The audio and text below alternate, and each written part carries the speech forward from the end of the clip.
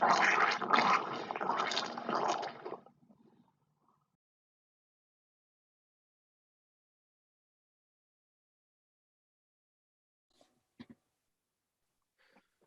evening, folks. Welcome to another edition of After Hours. In my virtual pub tonight, all the way from the Golden State, is Mr. Gabriel Hart. How are you doing, sir? I'm doing very well, Tim. Thank you. Excellent. What's that you're drinking? This is some kind of German stuff. It was like $3.99 for a 4-pack, so I couldn't say no. It's a Pilsner. Yeah, I drink Pilsner myself most of the time. I'm on San Miguel tonight because of lockdown. I'm having to get deliveries. Oh, sure. I'm having to get we have Deliveroo, and the only things they had in the shop was like Stella Artois, which just gives me a headache. All this, so it was like, oh, I'll do.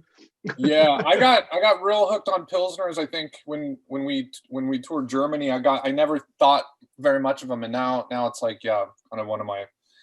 I was exactly the same because I went over. I've been over to Germany a hell of a lot, like to festivals and gigs and all that kind of stuff. And I was exactly the same. And I went over there and I just fell in love with like the proper Pilsners. And you can drink a lot of it. I mean, they make you drink a lot of it over there. So, oh God, yeah. You know, so I think it's great fun. Form and function, I guess. Yes, definitely, mate. Yeah, it's I've been cause I used to stay in this little village, and they had that thing where the pub would open. If you went and knocked on the door at like 3 a.m, they'd open up. You know, if there was enough of them to make a profit, they'd open up for you. Oh, that's great. What part of Germany was that? It was up in the near the Black Forest. Okay.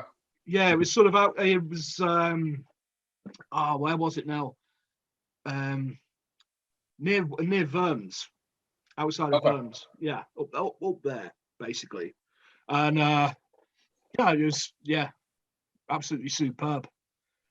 Right, so yes, you mentioned the band, and I was just telling you before we went on air, I didn't put 2 and 2 together with your name and everything. Until I looked at your website today, and because I'd read about that you were in the band Jail Wedding. Yep, and I was like, that rings a bell to me. I was like, that rings a bell, and I went on the discography. I went down 2013 Meltdown. I was like, I've got that. Oh, you have that record? Yeah, I have it. Yeah, because I have a friend in San Antonio, Texas, and we're into very similar music. Like obviously like the New Model Army and the Levelers and all them kind of like the punk folky kind of edgy sort of, you know, I mean over here we have a bunch of them. I mean like Oyster Band and all that kind of thing. And we send each other music every now and then. We'll like send each other YouTube clips if we're both online at the same time. I'll go, oh, check this out, you'll like this. And she did that with me, and it was which song? It's Not Fair. Oh right, yeah. I think that was the first single off that record. Yeah, she sent me that, and I was like, "Oh, I like this." so it was like, cool. Right, where can I buy a copy of that? So I've got, because I mean, it's a trip. When we first started the band in 2007, I was really obsessed with Phil Spector at the time. We were trying to make like a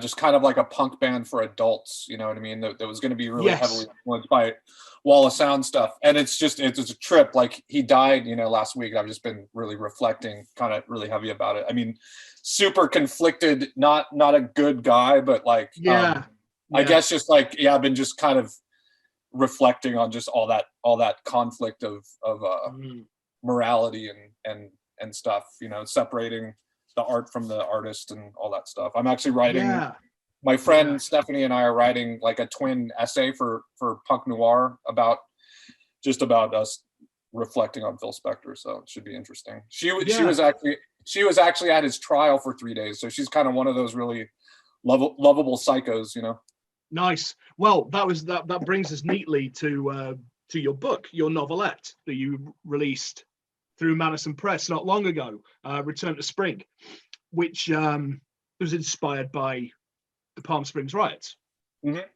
Yeah, in mid-80s, wasn't it? Something. It was 86. Yeah, I was just when I moved to the desert maybe about 6 years ago, and I when I found out about these riots that happened, I tripped out, because you'd think something that would have totally changed Palm Springs just wasn't common knowledge to anyone that wasn't actually there, you know what I mean? But it was a really big deal, and I kind of, my imagination just kind of went on a tangent about it, and I kind of I got really carried away. I just started writing about these characters, and it's sort of loosely based on the event. You know, it's sort of like a true crime, but sort of branches, tentacles off from there.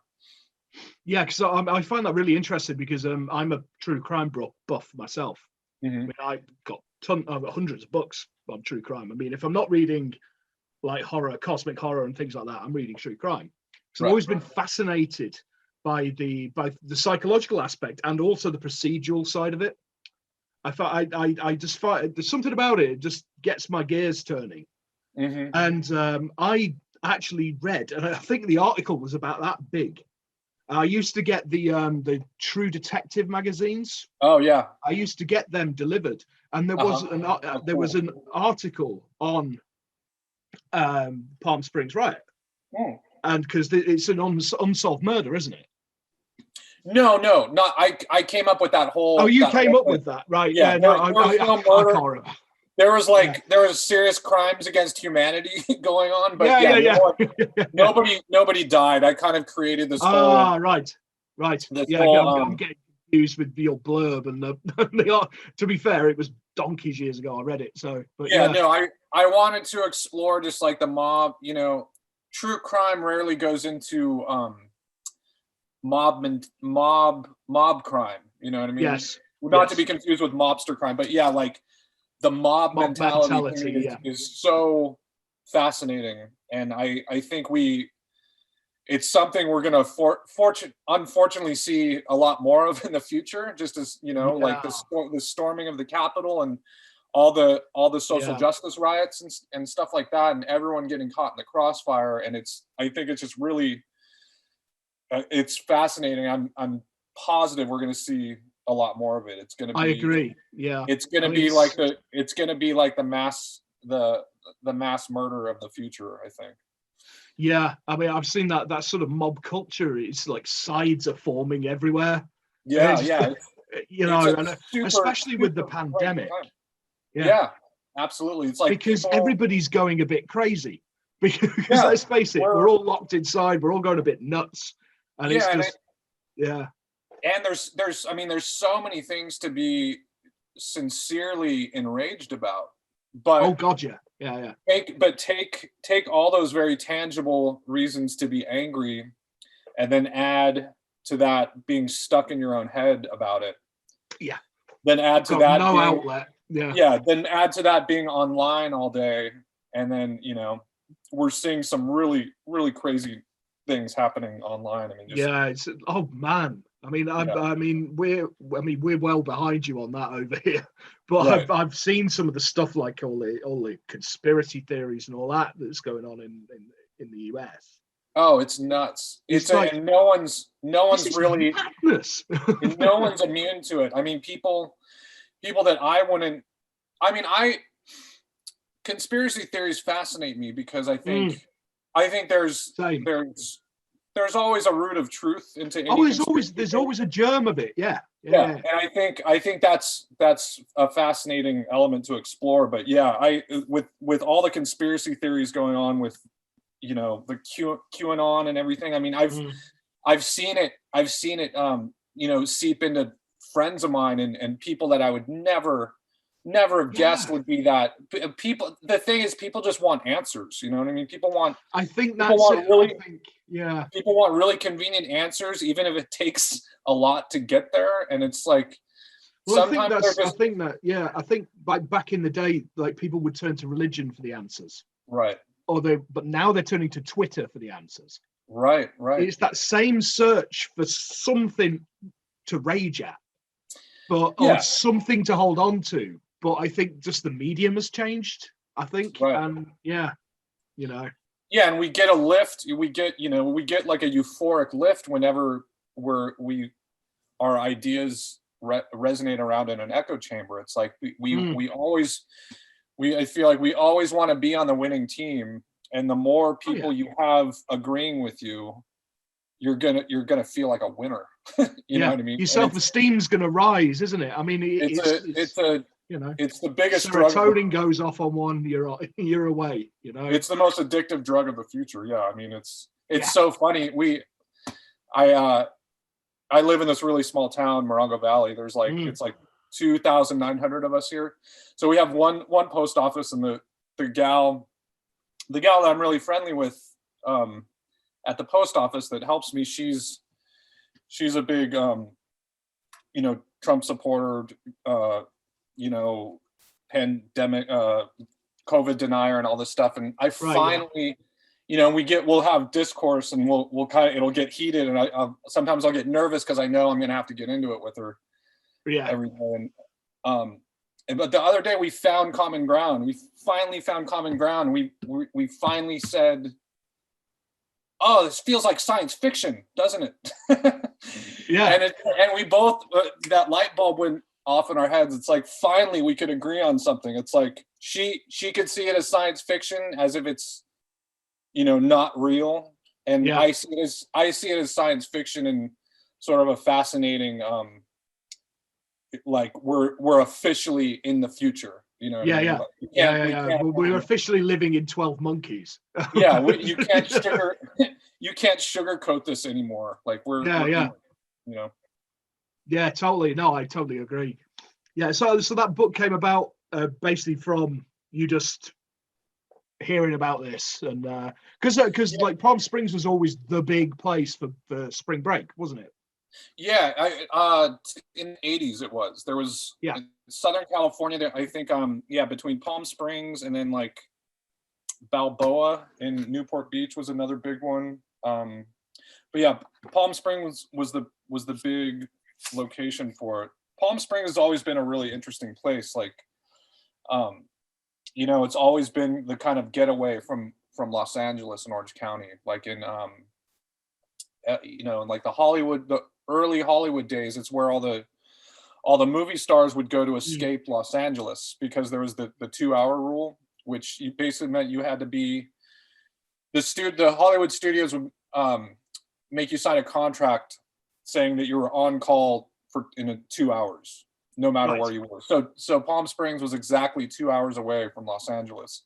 Right. So that's how all the old movie stars kind of colonized the place. And I think after a while it became a very natural just getaway, sort of like. So I've always seen it as kind of quite a bohemian place. I think it goes through its phases. I would say the high desert where I'm at is more bohemian than Palm Springs. Palm Springs is more it's like these days it's just really known for like its preservationist aesthetic. It's modernism.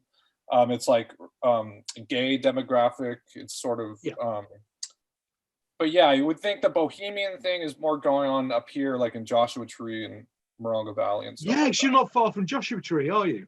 Yeah, I'm about 20 minutes. Yeah, because that's the valley. I can't remember the name of it. Yucca Valley.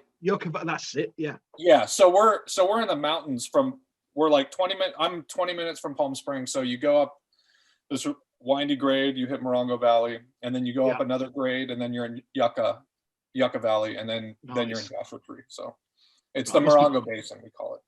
Must be beautiful up there, to be honest. It's so beautiful.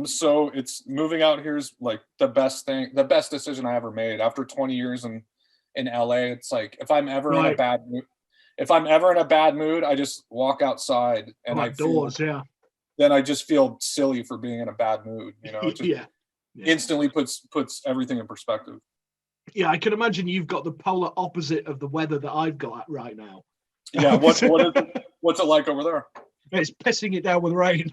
Oh, we just got pissed on too. It just snowed here. Actually, we get snow. Yeah, we get snow where I'm at. So we got some pretty good snow, rain and snow this whole week, and yeah, it's been great. We get the best of both worlds up here. Yeah, I mean, yeah, because I mean that's why California is such great wine country, because you get that. Yeah, that sort of they see it as a curve, don't they, with the weather? Yeah, whereas I think ours so. is much harsher. We have like the sun's down here, and then we have really cold winters, and it's not good for a lot of the grapes. Yeah, the desert's just great. Like you feel like you're. I always say this, like in the desert, you're really just reminded that you live on a planet here, because there's not a lot of, there's no skyscrapers. There's not a lot of industry out here. And the weather, it's a trip out here. People always trivialize talking about the weather, but talking about the weather out here is really fascinating, and it's how we spend our time, because you could always. It's I'm like British. We always talk about the weather. Yeah, there's all these like microclimates here, so it could be super sunny in Palm Springs and then snowing up here. It's a trip. Yeah, we're the same. Like England, the UK. I mean, it's very much we all have microclimates. It's like my partner, her family live. It's about 10 miles down that way, and they can be having torrential rain, and it can be bright sunshine here. Yeah, because we've got the Sussex Downs, big range of hills around us. So we're in a microclimate in Brighton. Yeah. So, yeah. Living out here has given me like a weird respect for weather. I think about it a lot. It's kind of, I don't know, it's neat. You have to really think about what you do, because like the weather out here is so extreme. I mean the really hot summers and then the really cold winters that just sneak up on you. I mean, you remember my first year here, I went through 3 cars just because of the summers. The blazing heat is just so it just eats up your battery, and really? It gets really intense. Yeah. Christ. Yeah. Well, the thing is, I don't deal with heat very much. Oh yeah. I like the heat. I've got so many. I've sustained so many small injuries over the years that I'm already kind of an old man where like I love heat because it makes me feel more flexible. Yeah, well, you think that'd work with me, because I mean I've fallen off bikes and motorbikes and all sorts of things, right? But but you can see the colour of me. It's like my family are Scottish, so I get in direct sunlight, and it's like I'm gonna burst into flames. Right. I just turn red. It's just I don't tan. I just turn red and peel. It's just it's just uncomfortable. Nothing wrong with being a sensitive man, Tim. No, exactly. Definitely not. So, like, because obviously you've been in bands and stuff like this. So when did you start getting into the writing then? I've always kind of, I've been writing lyrics for like, I guess 30 years now, but I've always messed around and written prose and stuff like that. But I guess it really, so I came out with this twin novel, Virgins in Reverse and the Intrusion. It's kind of like dipsomaniac personal apocalypse noir. Yeah, I was really intrigued by that concept. Yeah, so I'm going to have to have a read of that, because that sounds like something I'll enjoy. Yeah, I spent almost 10 years writing that book. Well, a lot of that was in LA. And it just came out 2 years ago, finally. I had a really kind of turbulent glimpse into bigger indie publishing that was just really, it was sort of a scarring thing, and it held up the book for a while, but but it finally came out. So I guess I would say 5 years ago when I moved here is really when I started focusing on writing, because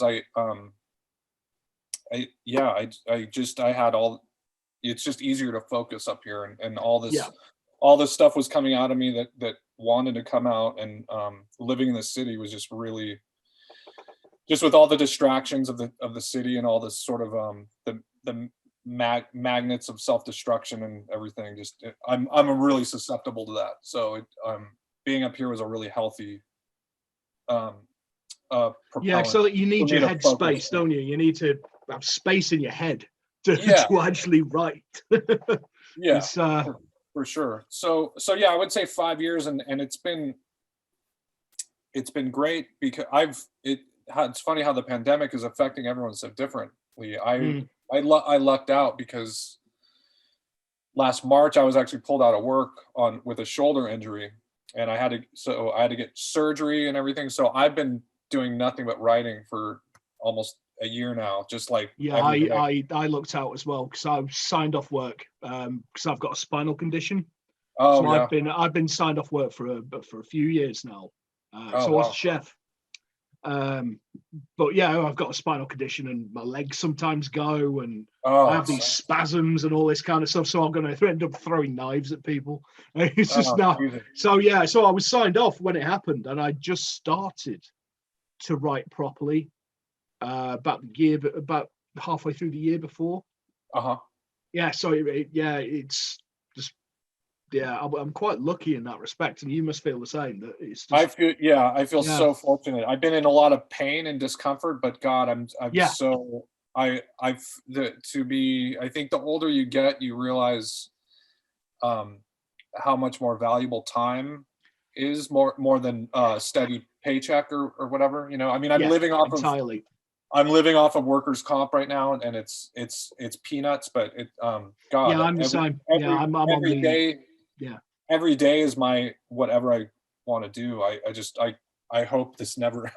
I hope that this time never ends. I hope COVID ends, but I'm using it to my full advantage, I guess is what I'm saying. Yeah, I think in our own ways. I mean, obviously there's people who haven't, but I think a lot of people in their own ways have tried to make the best of it. I mean, you've got to, haven't you, or you get mad. You've got to look for silver linings in stuff, haven't you? It's like all these videos and things that I do. I started doing the video readings in March last year because I had this whole plan of the bookstores I was going to go to, right? The conventions I was going to go to, and all this kind of crap. I had all this planned out, and then it hit, and it was bang. And I was talking to another writer, and I was just like, well, I'm going to do something online. And I mean, I did my 20th live reading the other day, the other week. And I've started these interview segments and all this. And a lot of people got really involved, like doing it like with me and getting other people doing stuff. I think we're just trying to make the best of it in a way. I mean, we're lucky we've got something like the internet to do it with.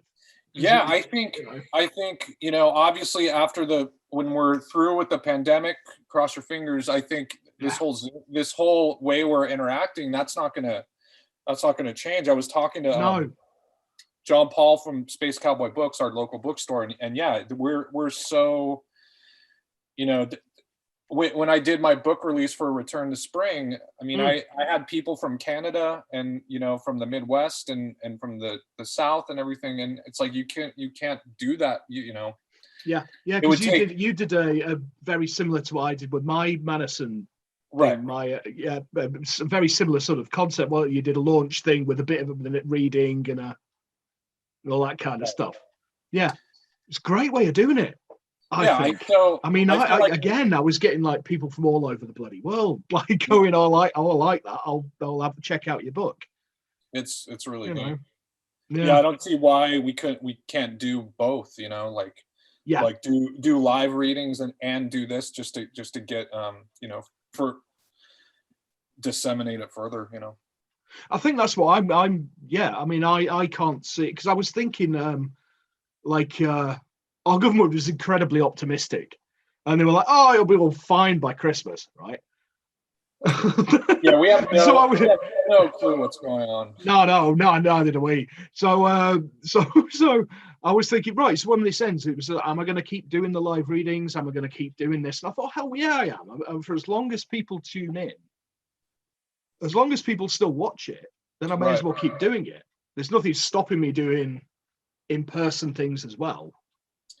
Yeah, I think it's really important. I mean, think of future generations that are going to be looking back at this time, this really historic time. They're going to want documentation like we're doing. You know, we're kind of so I feel like we're doing this just as much for the future as the present. You know, for prosperity. Yeah. Exactly. Yeah. No, that's an interesting way of looking at that. I've never really thought of that. Mm-hmm. But you're right, because I mean, like when I was a kid, and you the history lessons, and you're looking at letters of people in the Second World War, letters people had, right? You know, and all that kind of stuff. You know, I mean, this is only the same thing, isn't it? It's just the modern way of sending letters, really. Yeah, I mean, it's I feel like this is intimacy. You know, I feel like it's there's a disconnect, but there is a certain intimacy happening too. I mean, I mean, that's one reason I started doing these segments, was because I miss going down the pub and talking to my mates. Right. So, you know, so I was like, right, I'm just going to invite some authors, because I mean, I like just going out and meeting people and talking to people, especially people with very similar interests, and obviously like writing and all that. So it's like, right, hell, let's get some people out, and we'll have a drink and we'll have a chat. And yeah, I mean, this is my social life at the minute, and I'm loving it, to be honest. You know, I've been doing every Friday. I've been attending this writing group called Misery Loves Company, and it's great. It's turned into this way to just punctuate the weekend. You know. Yeah, nice. You have to do something to punctuate these days. They're just so blurry. You know. Yeah, entirely. You have to stop it all just becoming one big. Right. Yeah. Yeah, so I mean, because I'm in a lot of different writing groups, and they're great for occupying your mind a little bit, and you know, and just getting your brain ticking over a bit, because it's very easy when you're in this kind of situation to just sit in front of the television. Yeah. You know. Definitely. Yeah, I think the smartest way to handle this time is just to not take the time for granted. You know what I mean? If we have this free time, we're going to be looking. I think we're going to be wishing we had this free time when this is all over. You know? Yeah, it's an very interesting way of looking at it. It's it's quite interesting, because I mean, I always try and look for the best in situations, and you turn on the news and you've just got so much doom and gloom coming at you. Right. And it's incredibly depressing. So, you know, I mean, if we can just like try and make the best of things. Yeah. I think we'll just be a lot better. Yeah. I mean, not choosing to not. It's a trip. I mean, I can't. Who would have guessed that the future would have been a scenario where the days that you prefer to not be informed are sometimes the good days. It's almost like, you know, kind of like an ignorance is bliss kind of thing. I mean, the days that I don't pay attention to the news, it's like I feel like a whole person. You know what I mean? Yeah. Totally. I totally agree, because it's just it's terrifying, to be to be brutally honest. It's absolutely bloody terrifying. And it's so much that's beyond our control, and I think, you know, we're it's tough. It does feel like, you know, like what was the thing in 1984, the Orwell book, the 2 minutes hate, where you're just completely bombarded with these images that just make you freak out. I mean, I feel like more than anything out of that book, I think the double speak and the 2 minutes hate were the most prophetic elements of that book. Yeah. Of course, now we have politicians using the term Orwellian as doublespeak. So the irony's never lost on me, to be honest. It's turned into cultural cannibalism at this point, you know. Yeah. Yeah, totally. Yeah. So you were saying a little bit about the the novel you'd done. I remembered that we actually share a table of contents in that. Oh yeah. Oh, I didn't realize we were in there. That's so cool. Yeah, I've been there. Yeah. So yeah, I didn't realize till the other night, until today, when I was going through your bibliography, and I was like, oh. Oh, I got it. That's so cool. I got to revisit that. Yeah. So what was the question? The novel? No. So what sort of thing are you working on now? God, I've got so many fires burning right now. Let's see. I've got a manuscript, a full-length manuscript that a New York publisher is looking at right now. So I'm really crossing my fingers about that. Yeah. Then I have another longer full-length novel in the beta reader stage. I'm getting feedback from that. That book's called High Prey Drive. It's sort of like it's sort of about the whole, in Orange County where I grew up, there was in the early 90s there was the big methamphetamine explosion, it really just affected culture big time in a way. So it's sort of a transgressive crime fiction story about like a punk gang that become drug dealers, and all hell obviously breaks loose. So I'm looking forward to kind of wrapping that up and getting that out to someone. I just submitted. I got invited to submit to the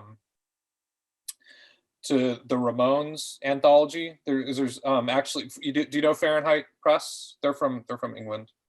Yes, I've heard. I don't know them, but I know of them. Yeah. They're putting out this Ramones crime fiction anthology. So really? It's super cool. So brilliant. Yeah. So where everyone picks like a song title and takes off and runs with it. And the Ramones songs fit so well for that. Like you wouldn't necessarily think so, but yeah. I can see it. I can see it. Yeah. Yeah. So I chose the KKK took my baby away. So we'll see. Nice. We'll see. That's one of the first ones that popped into my head for. Yeah. So we'll see if that makes it in. I got invited to, so hopefully that makes it in. I can't. It's not guaranteed, but no. And then I have I have tons of submissions out there, so I'm just hustling here at home. Yeah, it's the same as me. I mean, I just try and sub to everything I've got. I've got something for. I employ a kind of mudslinging approach. You throw enough stuff out there, some of it'll stick, Oh yeah. Kind of like the old pulp style of writing where you're just like, I am heavily influenced by the pulp writers. I mean, I think that's what I aspire to be. I aspire to do pulp fiction, like pulp horror. So I try and do that kind of thing. It's like, that anthology, I've got something that'll hit that. There you go. Well, that's interesting. I'll write something for that. Yeah. 2020 was like really much like that for me. Like I was just really trying to pump it out just to keep myself sane more than anything, just for more like mental health aspects of it. And it's great when you like forget about something that you threw out there and then you get an acceptance, I think when you start forgetting stuff, like you get rejections and stuff, but once you start kind of not obsessing and forgetting what's the parts of you that are out there, I think that's a healthy it's a very healthy thing. I mean, because like to begin with, I obsessed about where things were and how long they'd been out, and driving myself up the wall, driving myself bonkers. The more you do it, the less that happens, I think, luckily. I guess that. I mean, but with 2020, I'd only had my first published work out in the December for it. And I saw that come up. I just had my novella, which is coming out in February with Black Hair Press, accepted. Oh, cool. Back then, it was almost a year ago. So I was allowed to sort of, because they do the anthologies you can only apply to if you're a member of the group. Right. Yeah. and that kind of thing. And I saw the 2020 thing come up, and I was actually watching Jeeves and Wooster, the PG Woodhouse, but the Stephen Fry comedy that they did in the 80s over here. I was actually watching it at the time, and I just went, I've got a brilliant idea for that. Randy Butlers and cosmic horrors in hotel rooms, that kind of, very typically me. I'm gonna revisit that anthology right when we're done. Yeah. Yeah, I think I'm going to do the same. I've put it here so I can have a read of it again. Yeah, because it was a long time ago I read it. But yeah, because you've been publishing some quite a number of things, I've noticed over the years. But you seem to there's a few things that you tend to get published in quite a bit. Like 2020 was really good. You mean like venues that keep? The publisher. I forget the name of it. I should have written it down. But I noticed you do a lot of thing for. Was it Space Cowboy or something? Yeah, Space Cowboy. So that's my buddy John Paul. He has a bookstore up here. It's mainly sci-fi focused, but nice. They carry a little bit of everything. But yeah, he's great what he's created. He has the bookstore, which is turned into just a total literary scene kind of magnet. Nice. And then he has a really great podcast called Simultaneous Times, and we all kind of contribute to that and do like cast readings, voice acting. Oh, that's cool. Stuff like that. So yeah, I contribute a lot there. I've contributed a lot to Expat Press from New York. Then Bristol Noir has I think published me 2 or 3 times. Yeah. What are some other ones? I think those are the ones off the top of my head. 2020 was just a really fruitful year for me. Like I said, all I needed was that time, all that time on my hands. Yeah, it was for me. I mean, the strange thing is, it's like a lot of the stuff that I got accepted for in 2020 hasn't come out yet. So yeah, so I've got loads of stuff coming out this year, which is great because it means I can focus on some bigger pieces and some different bits and jerks. I mean, quite a lot of group projects and invite only calls and that kind of stuff. And it means I can focus on more of that kind of thing because like that first year last year, the whole point of it was to get myself out there. Right. And meet some people and, because it was all new to me because I'd never attempted. I'd written off and on like since I was really young, but I never once thought that anybody would ever publish anything I'd written. So I had that massive self-doubt thing, Right. And, I'm not quite sure if that ever leaves. I don't think it does. No. We always think we always second guess what we do, and often when we're really confident about something, we come back to it and it's like someone else wrote it. I think it's just that keeps us humble. Yeah, I mean, actually, the funny thing is, the only time that I sent something and was confident it would get published, it got rejected. So, that's always would be practically every time. It always seems to be a nice, gracious surprise. Totally. I never get. I've got this little ritual where I'll do a silly dance in my underwear. I'll do a little silly dance around the flat. You have to demonstrate that right now. Mendees, we've accepted your work. Yeah. How do you react to us accepting your work? I'm not getting up. But no, it's I don't think that excitement is ever going to go away. I thought it would, but I don't know. I'm just so happy that people. I think it's more just the fact that somebody liked it. A problem I have. It's funny. I can deal with rejection. I can. but I can't seem to celebrate anything. Like I was talking to my friend Tony about this today. Yeah, I lack the ability to celebrate, because I just like, I don't know, maybe I've just gotten to the point where I'm just like, by the time it happens, it's lost its maybe that there's an adrenaline come down from that anticipation. Yeah, of course. You know what I mean? And then when I always tell this story, when I got my authored copy of Virgins in Reverse and Intrusion in my hands, I was like, I almost got this weird like sense of like I was happy, but I was like, oh shit. now I have to deal with this. Do you know what I mean? Like now I have to answer for this, you know, in all its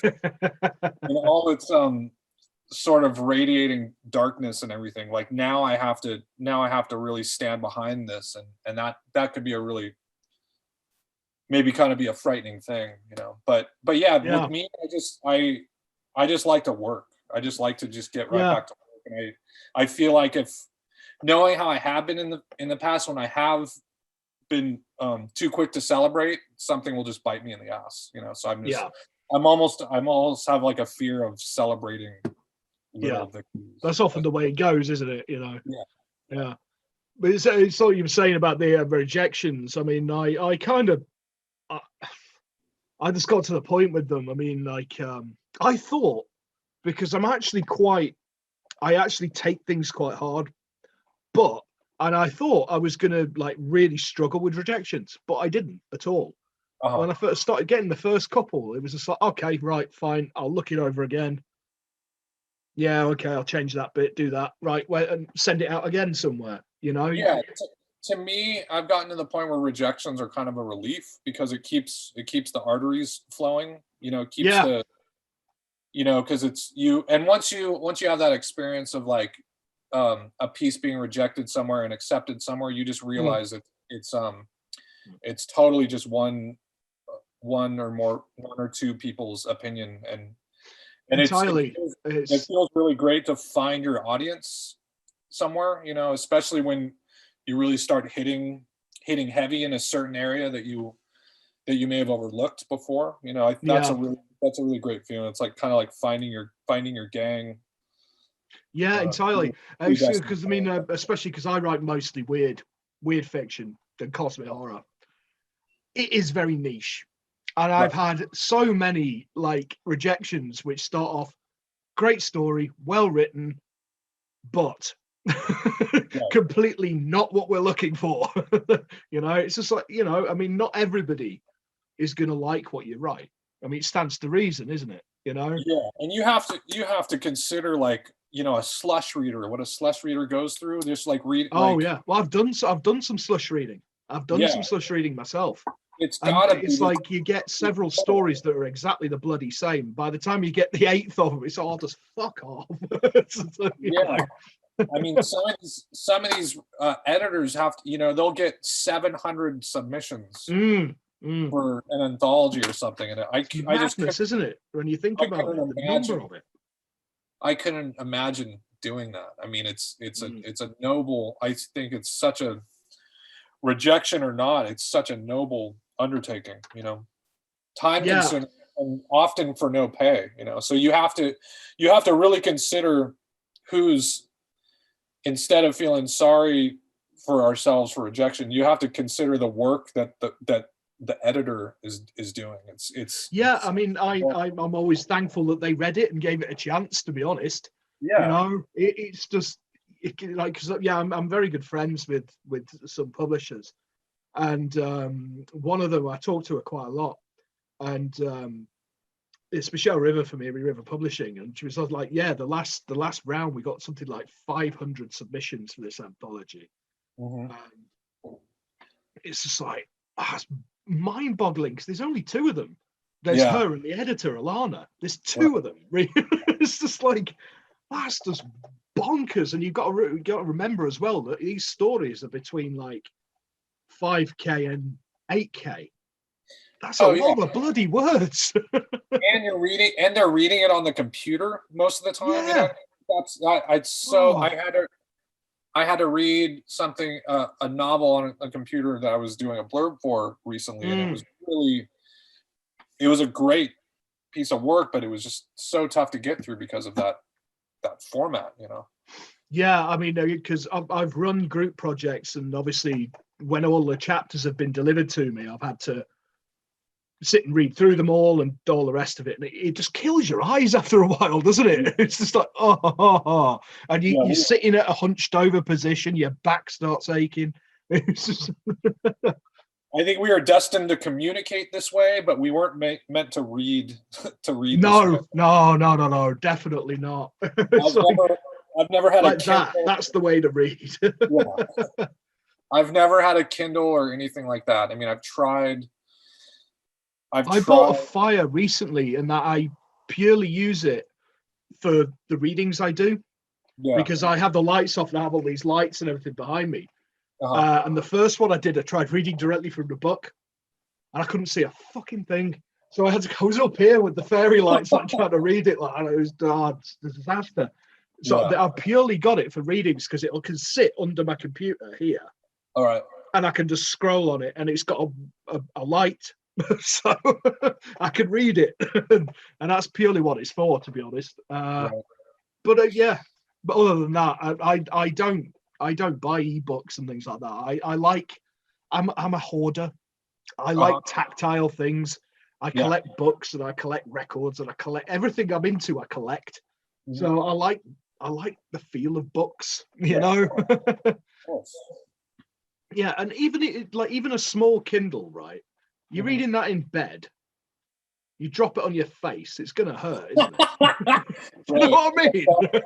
Whereas a book will just sort of go, sort of over. And then, considering, I think aren't they saying something about the light from our phones are giving us really, really bad sleep too? So it's that blue light. That's why you have them blue light filters. Right. On a lot of the new ones, because it just apparently disrupts your sleep. But I can believe it, because it's the same light you get from like video games and it makes sense. Like that. Yeah, right. And it's like if I've had a bit of a gaming marathon and I try and go to bed, I won't be sleeping because I'll be seeing the video game in my head.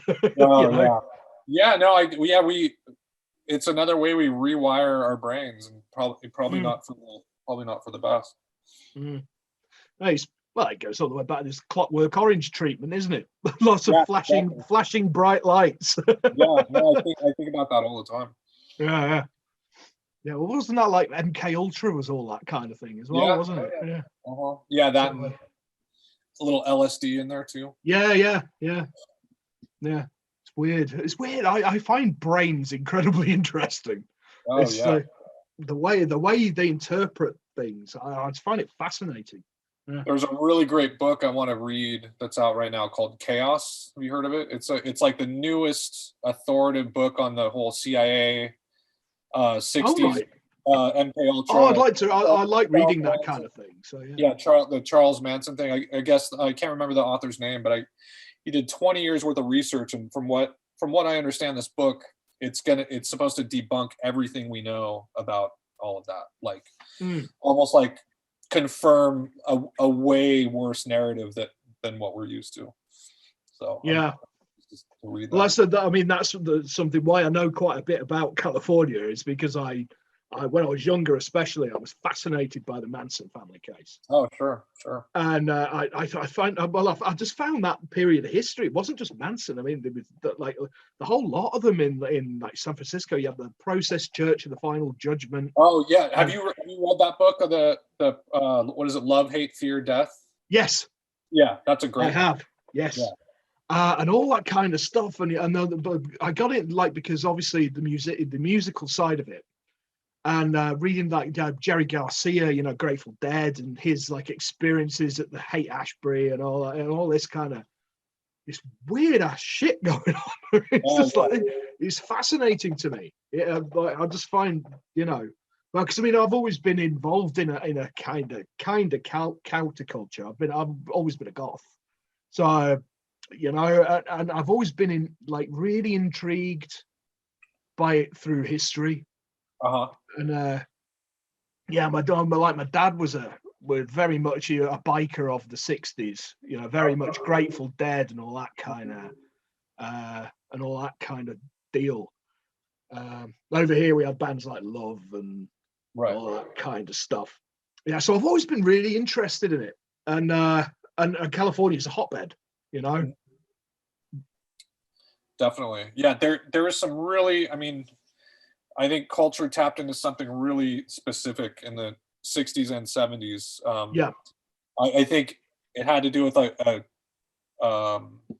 it was a lot of it was a backlash, wasn't it? Because it was a backlash against like the war, the Vietnam War, and all that kind of. Yeah, but I think then something even weirder happened when the drugs wore off. You know what I mean? That's when the paranoia started to kick in, wasn't it? People started actually grasping into cults and stuff like that. Actually, I grew up in a cult. I grew up. Do you know who Maharishi is? Yes, yeah, I've definitely heard of that name. Yeah, he's the guy. You've seen pictures of the Beatles with the. I know. Yeah. So I actually grew up in that whole, and it's a cult. I mean, it's of course it is. Yeah. Transcendental meditation is fine. You know, David Lynch is actually a big is the new poster boy for it. But yeah, we. My parents, David Lynch is the poster boy for it. Oh my god! I love David Lynch. But no, we moved to this town called Fairfield, Iowa, in the '80s, and we, you had to go meditate twice a day in these huge golden domes. Each was the size of a football field, all filled with mattresses. And yeah, they literally thought that they were going to bring heaven down to earth. Yeah, bridge that gap. You know, and it was a really, looking back, it was a really unique way to grow up, but also I have some bitterness about that kind of delusion too. But but meditating's cool. I mean, but you can't have anyone tell you that that their version of meditating is the only way. That's the way I've always thought about like with meditation. It's very similar to prayer because it's. Because a lot of it, because I've done meditation. Like a friend of mine does Buddhist meditation. He isn't a Buddhist, but he does it to cope with his anxiety disorder, and things like that. And I have an anxiety disorder, and he was just, I was really freaking out one time, and he did this like guided meditation thing with me, and I was just like, oh, I feel fucking great now, because it was just all about focus, and I think that's. I mean, that's. I wouldn't call it spiritual. I would call it more mental, isn't it? It's It is, and I think the key is accessibility. Like anybody can meditate. You have that power in you to do that, and you can't. Once someone starts saying that their way of meditating is the only way to enlightenment and to pay you money, you know, monthly dues to do it, it's like that's what the whole transcendental meditation thing turned into. Well, that's when it turns into a cult, because that's what Charlie was preaching, wasn't it? You know, take this LSD and listen to me strum my guitar. You know, it was the same kind of people. The same type of people were. It was sort of attracted to TM in the 70s. I mean, my parents. I love my parents. They're smart, intelligent people, but they were part of that wave of adults that got kind of sucked in, you know, again, looking for answers, kind of the next big thing. And, you know, everyone saw the Beatles and the Rolling Stones getting involved with this and that it sort of validating this thing. But then meanwhile, Maharishi is getting busted for like statutory rape with Mia Farrow and stuff like that. All this totally weird stuff going on behind the scenes. So it's not like I ever felt like endangered or anything like growing up in that, but it was just bizarre. It was a bizarre way to grow up. But I think there's a lot of value in meditation, but anybody can do it. I guess that's I mean, I think that I totally agree with you, because I find like I actually use some meditation techniques if I'm having like an anxiety attack or a panic attack or something. I actually use meditation techniques. Yeah, that's what it's there for. Well, I'm not looking for God. I'm just looking to calm the fuck down. That's its greatest attribute, for sure. Yeah. It's basically I just find it, shut the bloody world away a bit, and just be quiet. It's just, I think that is actually quite healthy, because I mean, we all need to shut the world out every now and then. Oh, completely. But I totally agree with you. It's when you start, oh, this is the right way to do it. This is the way to enlightenment, the way to fucking whatever. Yeah, because then that's when you start having weird like hierarchies. When people start saying that they're as soon as hierarchies come into anything, you're fucked. Yeah, people having competitions who's more enlightened and stuff. Oh yeah. Basically, how transcendental meditation works, they whoever teaches you gives you a word. It's like your word of wisdom, they call it. And it's this thing that it's like a one syllable thing that you say in your head, so you go so similar to the Om, you go into that trance. But I'm a firm believer that nobody, with no disrespect to my father at all, who's a TM teacher, and he prides himself on it, and I totally respect him for that. I think any word, any pleasurable word that you could say in your head over and over will have the same effect. Yes. If not a similar effect. Yeah. Well, I just usually think breathe, to be honest, because I'm trying to focus and keeping my breathing steady, and it works. So, I've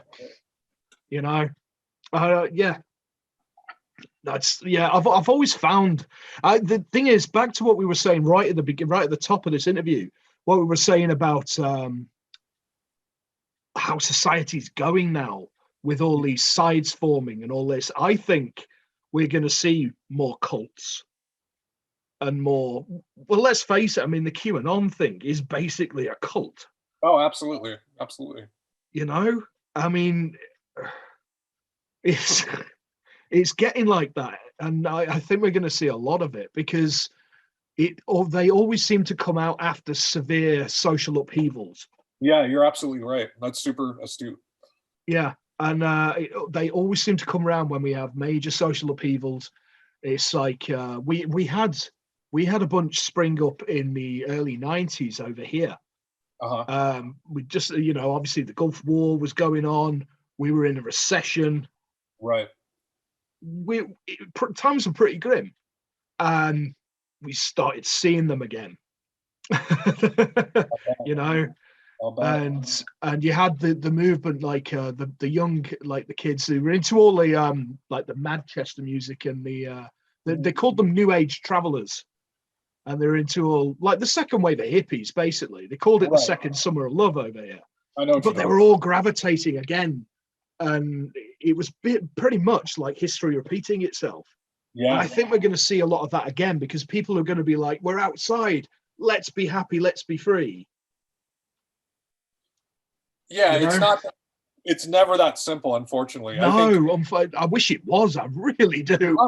I mean, one thing we need to be really suspicious of, I think, is the wellness movement. And I think it might kind of eclipse what you're talking about, is like these people that these sort of life coaches, these sort of wellness gospel. Well, they are the new cults, aren't they? These guys. Yeah. I think that's the future. Yeah. That's the future cult, and I think they act through social media, and they sort of prey on these. Well, yeah, because then you have the influencers and all this, and that is the new thing, isn't it? All of them are into this whole wellness movement, and I think it's so ironic that that some, sure, probably a lot of elements of it are healthy, but again, it's that giving all your faith into a person to tell you what's good for you. We can't. No, I mean, I give it, like, listening to one person it's just dangerous. Yeah. Anytime you've got to listen to a group of people and make your own decision. Right. Yeah. anytime there becomes a leader of something, I'm just suspicious of. I mean, I don't. Yeah, I think we're just very suspicious people. Yeah, that might, that. Yeah, you can dissect that in me all. Yeah. Maybe I'm the. No, I totally agree, mate. but it's just that I'm very suspicious of anybody who classes themselves. The famous Scottish comedian Billy Connolly. Yeah, his line about politicians sums it up for me. He's like, the desire to be a politician should stop you from ever fucking being allowed to be one. That lust for power, man. It's just like, yeah. It's right, isn't it? Really. I mean, if you want to be a leader and I mean, I was a big Bernie Sanders. I still am a big Bernie Sanders guy. I mean, that's the only politician I've ever given money to or anything like that. And it's yeah, I mean, it's amazing. I mean, what did he do? When the whole meme phenomenon happened with him and the mittens, there's been some very funny ones, to be fair. It's been if only all of those people voted for him, though, you know what I mean? Yeah. Well, I don't know if you heard what he did, but he turned it around so quick. He made sweatshirts of that image and donated all the money to charity. I mean, that's good man. Oh, that's cool. I like a man who can take a joke. I mean, because that's what over here, man. In the UK, you can't take a joke, you're fucked. Oh, so we appreciate that. He's like, good on him. Yeah. I probably take myself a little too seriously at times. I think I could. I mean, I have a good sense of humor, but yeah, I could stand to lose a bit of my seriousness. I think it tends to be my undoing quite a bit, I think. Right. Yeah, I think that gets kicked out of you in school here. You take yourself too seriously here when you're a kid. You just get it kicked out of you. Oh no, that's a whole other thing. I mean, we had that when we were like, I feel like my generation, I'm 43, I'll be 44 in. Right. So yes, same, similar, very similar age then. Yeah. I feel like we had that when we were young. My buddy John Paul and I always talk about this, how important violence was growing up, and just just the sorting stuff out with these guys, Yeah. I think it's me and my mate, were again sort of very, very, very similar age, having this conversation, and like, because over here we've had a lot of problems with young kids, like knifing each other and stuff like that. Sure. I mean, we're just like, no, it's basically because it's like, it was always dealt with when we were kids. It was always like, you had a problem with somebody at lunchtime after school, you met up outside the gates, you had a bit of a scuffle, and it was forgotten about. Yeah, God, I mean, with women too, it was like girls knew how to fight too, and it was didn't they?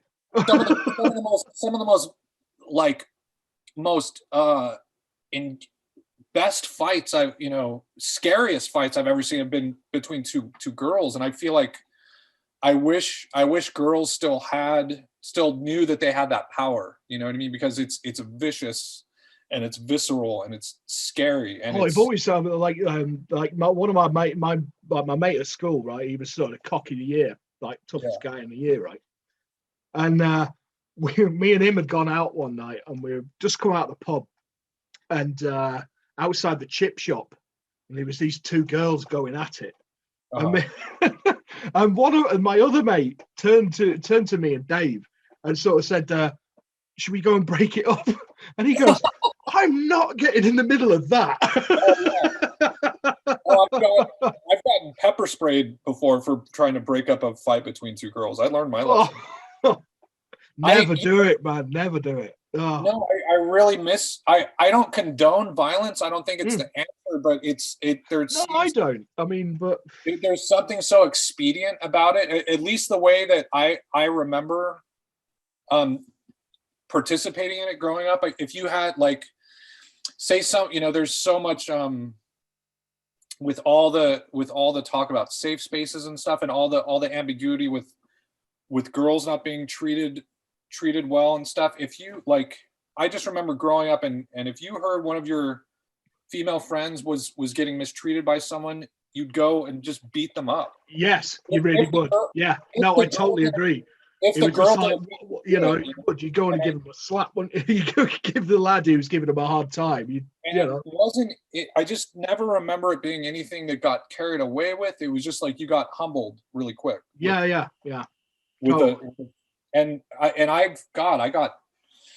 There's something really humbling about getting your ass kicked.